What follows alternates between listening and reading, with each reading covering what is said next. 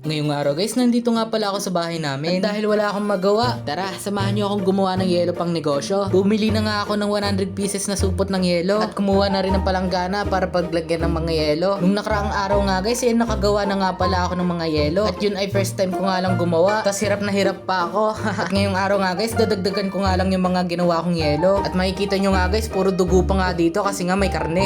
Pangalawang beses pa nga lang ako gumagawa ng yelo. At medyo hindi pa nga ako marunong. Kaya guys, wag nyo akong i-bash.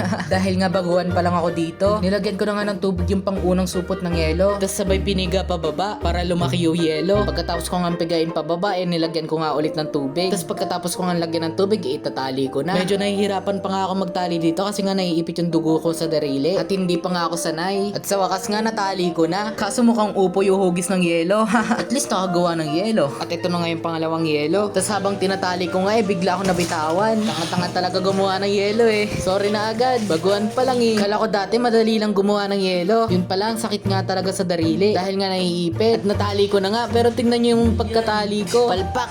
Kaya tinanggal ko ulit yung pagkakatali. Wala na, tubig pa lang, lugi na. Hirap pa. Hirap.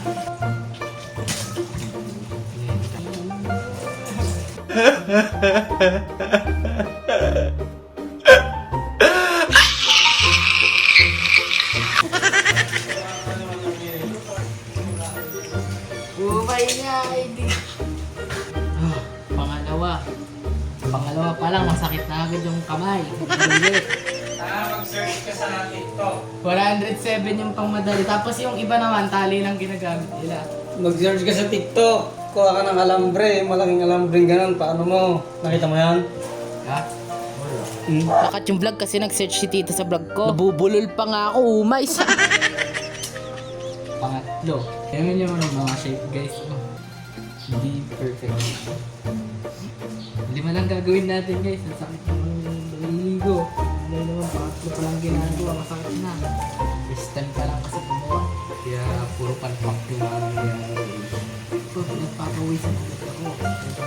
Pinagpapawisan na nga ako kaya nagpunas na ako. Apakahat ko kasi. Gigil na gigil magtali yan. Hirap ka.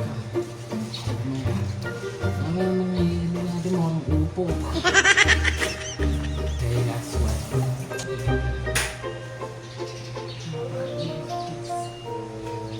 Lahat ko kasi.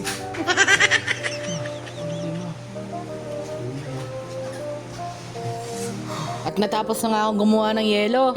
Batak nga naman talaga. Lima nga lang muna kasi meron pa laman yung freezer namin. At nilagay ko na nga isa-isa sa freezer namin yung mga yelo. Makikita nyo basang-basa pa ng pawis yung damit ko. Apakainit nga naman kasi. Tapos hirap na hirap pa ako magtali.